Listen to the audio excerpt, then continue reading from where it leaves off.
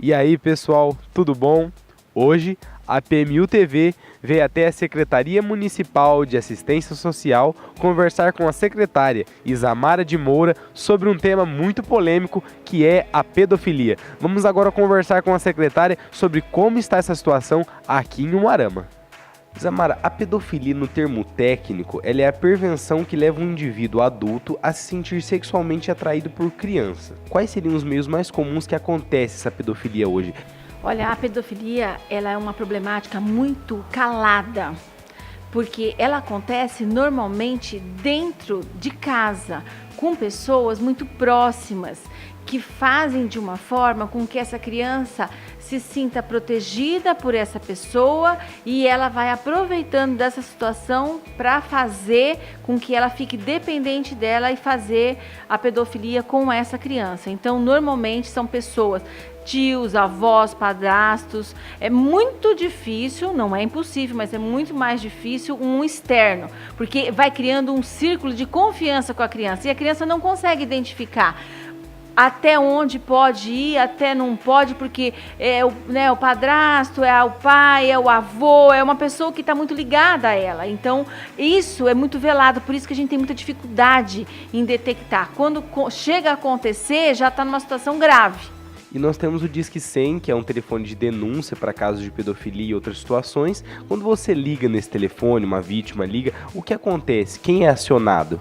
O Disque 100, ninguém fica sabendo, você pode fazer a denúncia, né? É anônima, só que a Secretaria dos Direitos Humanos, ela automaticamente já entra em contato com a cidade e com todos os órgãos que fazem a defesa da criança e do adolescente. Então entra em contato com a Secretaria da Assistência Social, com o CREAS, com o Conselho Tutelar, com a delegacia, para que em 36 horas se dê um retorno para eles sobre aquela situação.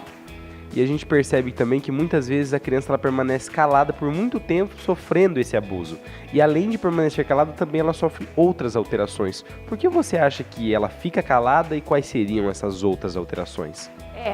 O calado é assim, porque é uma invasão do corpo dela. Só que ela não consegue se livrar dessa pessoa, porque essa pessoa se diz amiga, se diz uma pessoa que vai cuidar.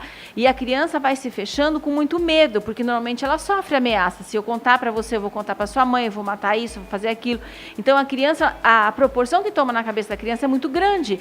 Então ela vai ficando com medo, ela vai ficando mal na escola, ela não vai conseguindo manter contato com os outros amigos. Às vezes precisa perceber muito na questão sexual, na genitália dela, se foi mexido ou não. Então quem cuida dessa criança, a avó, a mãe, né, uma babá, um centro de educação infantil, tem que ter esse olhar diferenciado para essa criança na hora que ela está em mudança, porque ela demonstra que ela não está bem, ela só não consegue falar. Nós temos também o nosso CREAS, né, que atende alguns desses casos. Você teria uma estimativa de quantos casos hoje são atendidos de pedofilia pelo CREAS? Olha, em 2017, nós temos, né, de 2017 até agora, 31 casos em andamento de abuso sexual. Então, são casos que estão sendo acompanhados, né, de criança e adolescente.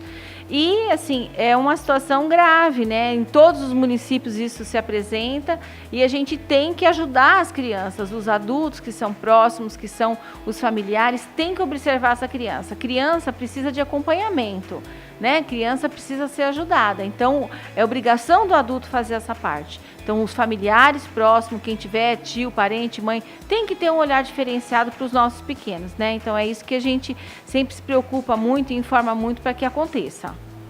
E quando é constatada essa pedofilia, ela sofre uma intervenção, né? Tem uma intervenção de alguns órgãos. E como acontece essa intervenção? No momento que é enviado para a Secretaria dos Direitos Humanos, aí cada departamento, delegacia, tutelar, vai entrando de alguma forma, né, para fazer a sua parte, né, porque tem o CREAS que faz o acompanhamento, tem o tutelar que vai fazer o acompanhamento junto ao Ministério Público. Então, assim, cada órgão se mobiliza junto, em parceria, para que aquele caso seja solucionado e seja encaminhado da melhor forma possível. Isamara, e na questão de prevenção, como uma mãe pode perceber que a sua filha esteja sofrendo abuso? Olha, eu sempre falo assim, a criança tem que ser acompanhada, tanto o menino quanto a menina. Não é só caso de menino, não é só caso de menina. tá? Então, assim, a questão de trocar de roupa, né, de parentes, tios, avós, que não tem muita ligação, assim, comportamentos diferentes, né, desse muito próximo, muito sentando no colo. Então, a mãe tem que ficar um pouco mais atenta, a tia ou a avó, né, para que qualquer situação dessa seja questionada e informar a criança também, que acho que é uma das mais certas, é assim, não deixar ninguém tocar no corpo dela, seja quem for, não deixar ninguém mexer no corpo dela, nem alguma coisa de escolinha, sabe? Porque assim, são N situações que a gente nem sonha que possam acontecer. Então, sempre ter muita precaução. E criança precisa ser acompanhada. Então, mãe e pai tem que acompanhar essa criança. Às vezes é ali uma pessoa perto, é um colega do outro filho. Então, o pai e a mãe sempre estarem próximos ao seu filho. O filho precisa de acompanhamento. Não dá para deixar uma criança pequena, né, de 5, de 8, de 10 anos, que a gente sabe que tem casos de 10, 12 anos, sem você perceber. E a criança apresenta a situação que ela não está bem. Então, por que ela não está bem? O que está acontecendo? Ela está com medo do quê?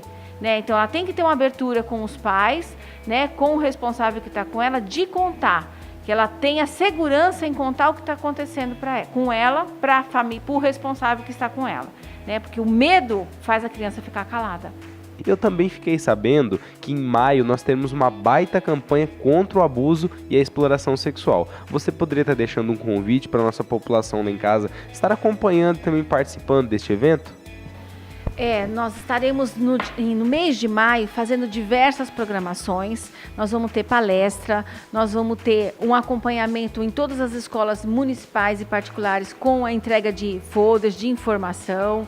Nós vamos ter uma capacitação específica para a rede da assistência social, que faz o atendimento a essas crianças, né, vitimizadas, aos seus familiares. Nós vamos estar fazendo uma ação também, que é um trabalho nos bairros. Então, assim, nós vamos procurar no mês de maio, tá dando bastante enfoque a esse tema, porque é um tema, assim, bastante perigoso, bastante cauteloso, para que a gente consiga atingir o maior número de famílias e informar essas famílias como conduzir uma situação dessa para que ela não ocorra.